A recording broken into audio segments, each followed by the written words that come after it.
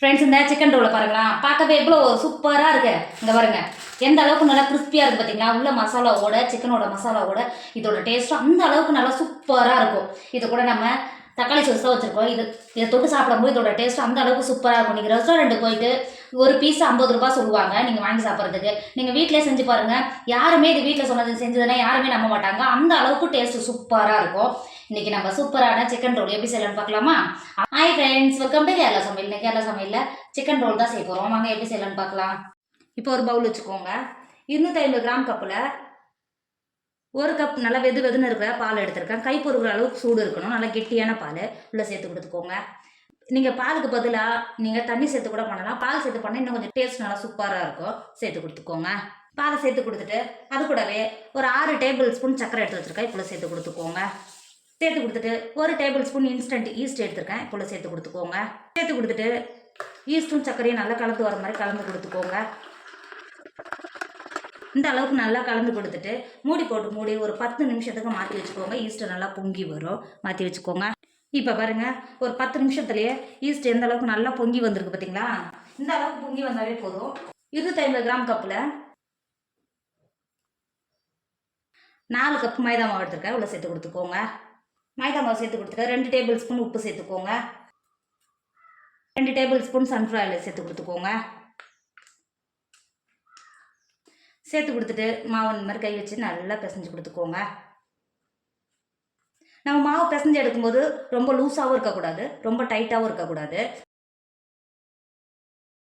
இந்த அளவு பிசைஞ்சு கொடுத்துட்டு திரும்பவும் ஒரு 3 டேபிள் ஸ்பூன் நான் பால் வச்சுருந்தேன் பார்த்தீங்களா, அதில் தண்ணி சேர்த்துக்கிறேன். சேர்த்து கொடுத்துக்கோங்க. சேர்த்துட்டு மாவை நல்லா குழச்சி எடுத்துக்கோங்க.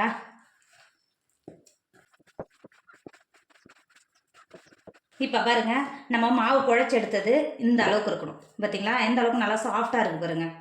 இந்த அளவுக்கு தான் இருக்கணும். ஓவராக சாஃப்டாகவும் இருக்கக்கூடாது. இப்போ இந்த மாவை இந்த பவுலில் சேர்த்துக்கோங்க. சேர்த்து கொடுத்துட்டு 1 டேபிள் ஸ்பூன் எண்ணெய் சேர்த்துக்கோங்க. சேர்த்துட்டு மாவு இது மாதிரி காஞ்சி போகாமல் இந்த மாதிரி மேலே தேய்ச்சி கொடுத்துக்கோங்க. சரி, எண்ணெய் தேய்க்கும் போது மாவு காஞ்சி போகாது. இந்த மாதிரி தேய்ச்சி கொடுத்துக்கோங்க.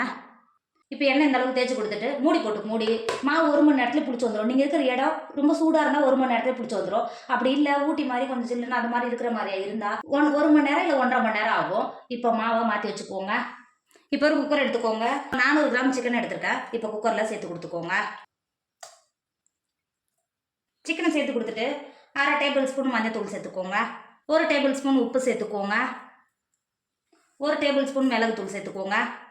2 டேபிள் ஸ்பூன் மட்டும் தண்ணி சேர்த்துக்கோங்க. எக்ஸ்ட்ரா சேர்க்கணும்னு அவசியம் கிடையாது. 2 டேபிள் ஸ்பூன் மட்டும் தண்ணி சேர்த்துக்கோங்க. தண்ணி சேர்த்துட்டு நம்ம சேர்த்த மிளகு உப்பு எல்லாம் சேர்த்து பிடிக்கிற மாதிரி இது மாதிரி சிக்கனில் கை வச்சு கலந்து கொடுத்துக்கோங்க. இந்த அளவுக்கு நல்லா கலந்து கொடுத்துட்டு மூடி போட்டு ஹை ஃப்ளேமில் 2 விசில் விட்டு எடுத்துக்கோங்க. இப்போ பாருங்கள், 2 விசில் வச்சு ஏரெல்லாம் ரிலீஸ் ஆகிடுச்சு. சிக்கன் பார்த்தீங்களா, நம்ம சேர்த்த தண்ணியிலேயே எந்த அளவுக்கு நல்லா சாஃப்டாக வெந்திருக்கு பாருங்கள். சிக்கனை இந்த கை வச்சு இந்த மாதிரி லேயராக பிரித்து எடுத்துக்கோங்க. சிக்கனுக்கு மசாலா ரெடி பண்ணுறதுக்கு அடுப்பில் ஒரு பாத்திரம் வச்சுக்கோங்க. ஒரு 3 டேபிள் ஸ்பூன் எண்ணெய் சேர்த்துக்கோங்க. எண்ணெய் சேர்த்து எண்ணெய் நல்லா சூடாகிடுச்சு. 3 பெரிய சைஸ் வெங்காயத்தை நீல வாக்கில் கட் பண்ணி வச்சுருக்கிறேன். மெல்லிஸாக கட் பண்ணி வச்சுருக்கேன். இப்போ சேர்த்து கொடுத்துக்கோங்க. வெங்காயத்தை சேர்த்து கொடுத்துட்டு ஒரு கைப்பிடி அளவு கருவேப்பிலையை பொடியாக கட் பண்ணி வச்சுருக்கேன். உள்ள சேர்த்து கொடுத்துக்கோங்க. 3 பச்சை மிளகாயை பொடியாக கட் பண்ணி வச்சுருக்கேன். உள்ள சேர்த்து கொடுத்துக்கோங்க. வெங்காயத்தை சேர்த்து கொடுத்துட்டு வெங்காயம் வதங்கிறதுக்கு ஒரு 1/2 டேபிள் ஸ்பூன் உப்பு சேர்த்துக்கோங்க. சேர்த்து கொடுத்துட்டு வெங்காயத்தை ஒரு 5 செகண்ட் நல்லா கிண்டி கொடுத்துக்கோங்க. இந்த அளவுக்கு நல்லா கிண்டி கொடுத்துட்டு 1 டேபிள் ஸ்பூன் இஞ்சி பூண்டு பேஸ்ட்டு சேர்த்துக்கோங்க. சேர்த்துட்டு வெங்காயத்தோட இஞ்சி பூண்டு பச்சையோட போய் நல்லா வதங்கி வர வரைக்கும் வதக்கிக்கோங்க. பாருங்க, நம்ம சேர்த்த வெங்காயம் இஞ்சி பூண்டு பேஸ்ட்டு எல்லாம் சேர்த்து எந்த அளவுக்கு நல்லா வதங்கி வந்திருக்கு பார்த்தீங்களா. இங்கே பாருங்க, இந்த அளவுக்கு வதங்கினாவே போதும். நம்ம மசாலா எல்லாம் சேர்த்து கொடுத்துக்கோங்க. 1/4 டேபிள் ஸ்பூன் மஞ்சள் தூள் சேர்த்துக்கோங்க. 1 டேபிள் ஸ்பூன் மிளகு தூள் சேர்த்துக்கோங்க. 1/2 டேபிள் ஸ்பூன் கரம் மசாலா சேர்த்துக்கோங்க. 1 டேபிள் ஸ்பூன் மல்லித்தூள் சேர்த்துக்கோங்க. நம்ம ஏற்கனவே காரத்துக்கு பச்சை மிளகா சேர்த்துக்கிறோம். 1 டேபிள் ஸ்பூன் மட்டும் காஷ்மீர் மிளகாத்தூள் சேர்த்து கொடுத்துக்கோங்க. சேர்த்து கொடுத்துட்டு நம்ம சேர்த்த மசாலாவோட பச்சை வடை போகிற வரைக்கும் ஒரு 5 செகண்ட் நல்லா கிண்டி கொடுத்து எண்ணெயிலேயே வதக்கிக்கோங்க. இப்போ பாருங்கள், 5 நிமிஷம் நல்லா மசாலாவோட பச்சை வடையெல்லாம் போய் நல்லா வெங்காயத்தோடு சேர்ந்து நல்லா வதங்கி வந்துருச்சு. இப்போ இந்த ஸ்டேஜில் நம்ம ஏற்கனவே சிக்கனை வேக வச்சு உதுத்து எடுத்து வச்சுக்கோம்ல, சிக்கன் பீஸை உள்ள சேர்த்து கொடுத்துக்கோங்க. சேர்த்துட்டு நம்ம மசாலாவோட நல்லா கிண்டி கொடுத்துக்கோங்க. இந்த அளவுக்கு நல்லா கிண்டி கொடுத்துட்டு 10 நிமிஷத்துக்கு கிண்டி கொடுத்து நல்லா மசாலாவோட சிக்கனும் சேர்ந்து வர மாதிரி வேக விடுங்க. இப்போ பாருங்க நம்ம மசாலாவோட சிக்கன் எந்த அளவுக்கு நல்லா ஒரு 10 நிமிஷத்துக்கு நல்லா வெந்து வந்துருச்சு பார்த்தீங்களா.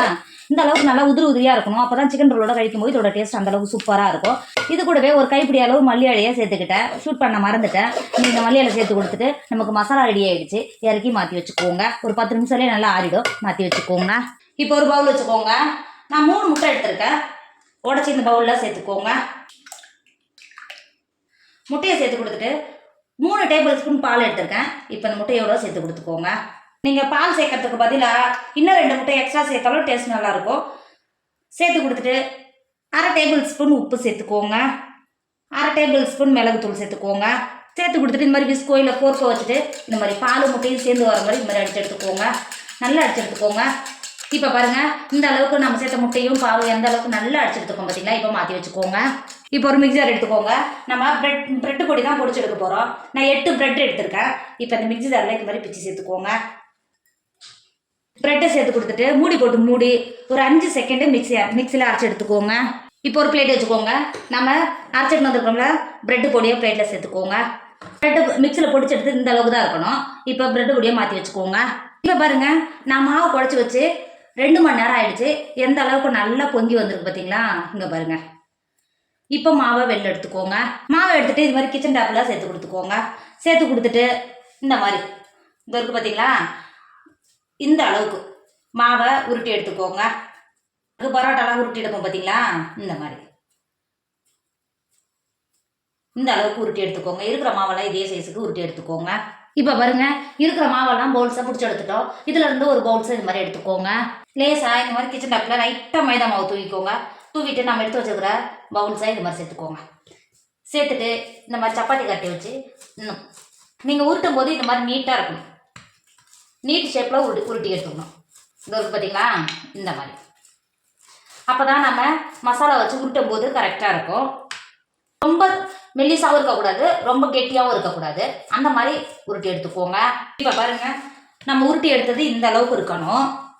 உருட்டி எடுத்துகிட்டு நம்ம ஏற்கனவே மசாலா மாற்றி வச்சுக்கோமில்ல. மசாலாவிலேருந்து 2 டேபிள் ஸ்பூன் சேர்த்துக்கோங்க. இந்த மாதிரி 2 டேபிள் ஸ்பூன் சேர்த்திங்கன்னா கரெக்டாக இருக்கும். நம்ம காரம் புளிப்பு இதெல்லாம் சேர்த்து இதோட டேஸ்ட் அந்தளவுக்கு நல்லா சூப்பராக இருக்கும். 2 டேபிள் ஸ்பூன் மட்டும் சேர்த்துக்கோங்க. சேர்த்து கொடுத்துட்டு இந்த சைட்லலாம் இருக்குது பார்த்தீங்களா. இந்த மாதிரி எடுத்து வச்சு கொடுத்துக்கோங்க. எடுத்து வச்சு கொடுத்துட்டு இந்த இருக்குது பாருங்கள். இந்த லாஸ்ட்டாக இதை பிடிச்சி மசாலாவை இப்படி பிடிச்சி உருட்டினீங்கன்னா உங்களுக்கு கரெக்டாக உருட்டுறதுக்கு வரும். இங்கே பார்த்தீங்களா. இந்த மாதிரி மசாலா எதுவும் உதிராமல் இந்த மாதிரி உருட்டிக்கோங்க. உருட்டிட்டு இது இருக்குது பார்த்தீங்களா. இந்த சைட்லலாம் இந்த மாதிரி ஊட்டி கொடுத்துக்கோங்க. அப்போ தான் மசாலா வெளில வராமல் இருக்கும். இருக்கிற 2 சைடும் இந்த மாதிரி ஒட்டி கொடுத்துக்கோங்க. சைடில் எல்லாம் இந்த மாதிரி ஒட்டி கொடுத்துட்டு இந்த மாதிரி எடுத்துக்கோங்க. இந்த மாதிரி எடுத்திங்கன்னா மசாலா உதிராமல் இருக்கும். இந்த மாதிரி ஊட்டினீங்கன்னா உங்களுக்கு நல்லா ரவுண்ட் ஷேப் வந்துடும். பார்த்தீங்களா எந்த அளவுக்கு நல்லா ரவுண்டாக இருக்குது பாருங்கள். அளவுக்கு நல்லா ஷேப்பாக உருட்டி எடுத்துட்டு நம்ம ஏற்கனவே முட்டையை நல்லா அடிச்சு எடுத்து வச்சுக்கோம் பார்த்தீங்களா. இப்போ இந்த நம்ம எடுத்து உருட்டி வச்சுருக்கிறத இந்த முட்டையில் இந்த மாதிரி கோட் பண்ணிக்கோங்க. அளவுக்கு நல்லா கோட் பண்ணிவிட்டு இப்போ நம்ம எடுத்து வச்சுக்கிற பிரெட் கிராம்ஸில் சேர்த்துக்கோங்க. இந்த மாதிரி சேர்த்திங்கன்னா நல்லா பிரெட் கிராம் நல்லா ஒட்டிக்கும். இந்த மாதிரி இந்த அளவுக்கு நல்லா ஒட்டிட்ட பிறகு இந்த மாதிரி கை வச்சு நல்லா ஷேப்பாக பிடிச்சி கொடுத்தீங்கன்னா போதும். Bread crumbs உதிராது.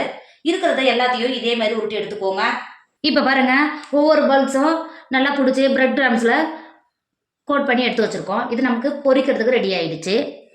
இப்போ பாருங்கள் அடுப்பில் ஒரு கடாயில் எண்ணெய் வச்சு எண்ணெய் லைட்டாக சூடாகிருக்கு. சிக்கன் ரோலை பொரிக்கும் போது எண்ணெய் அதிகமாக சூடாக இருக்கக்கூடாது. அப்போ தான் உள்ளே இருக்கிற மாவு நல்லா வெந்து வரும். உருட்டி எடுத்து வச்சுருக்கோம்ல சிக்கன் ரோலை இது மாதிரி உள்ளே சேர்த்துக்கோங்க. உள்ளே சேர்க்கும் போது இந்த அளவுக்கு தான் இருக்கணும். ஓவராக சூடாகக்கூடாது. இந்த மாதிரி லேசாக பபிள்ஸ் வந்து பார்த்தீங்கன்னா இந்த அளவுக்கு தான் இருக்கணும். இந்த அளவுக்கு இருந்தால் தான் உள்ளே இருக்கிற மாவும் நல்லா வெந்து வரும். இருக்கிறது ஒவ்வொன்றையும் இது மாதிரி சேர்த்து கொடுத்துக்கோங்க.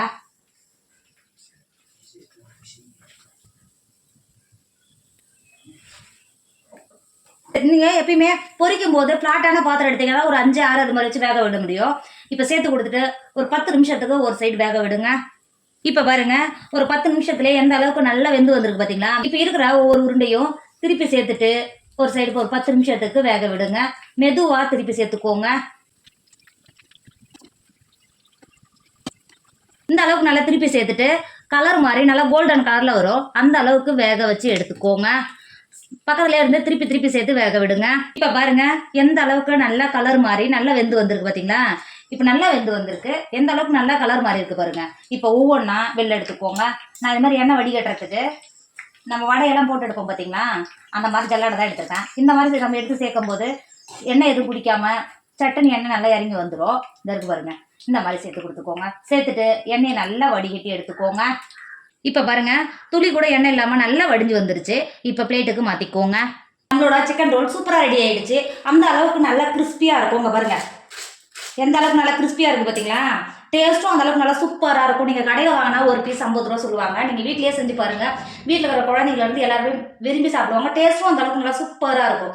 ரெஸ்டாரண்ட்டில் போய் எப்படி வாங்கி சாப்பிடலாம் அதே டேஸ்ட்டில் அதே மாதிரிக்குள்ள சூப்பராக இருக்கும். நீங்கள் வீட்டில் கண்டிப்பாக ட்ரை பண்ணுங்கள். என்னோட வீடியோ உங்களுக்கு பிடிச்சிருந்தா உங்கள் ஃப்ரெண்டு உங்கள் ஃபேமிலிக்கு ஷேர் பண்ணுங்கள். மறக்காம கேரளா சமையல் சப்ஸ்கிரைப் பண்ணிக்கோங்க. தேங்க்யூ.